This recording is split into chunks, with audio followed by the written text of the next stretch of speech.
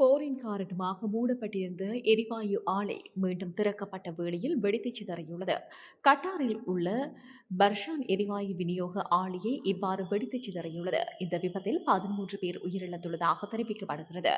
America, Israel மற்றும் ஈரானுக்கு இடையேயான மோதல் காரணமாக கட்டாரின் ராஸ் லபான் பகுதியில் உள்ள முக்கிய இயற்கை எரிவாயு ஏற்றுமதி முனையம் முன்னதாக குண்டுவீச்சால் பாதிக்கப்பட்டிருந்தது. இதனால் உற்பத்தி நிறுத்தப்பட்டிருந்தது.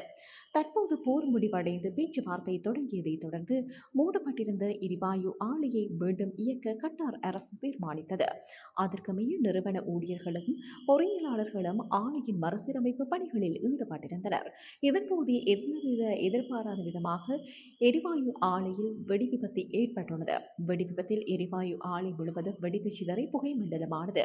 விபத்தில் சிக்கி 13 பேர் உயிரிழந்ததாகவும் 60க்கும் மேற்பட்டோர் காயமடைந்ததாகவும் தெரிவிக்கப்படுகிறது. மேலும் தொழிலாளர்களை மீட்கும் பணிகள் முன்னெடுக்கப்பட்டு வருவதால் தகவல் வெளியாகியுள்ளது.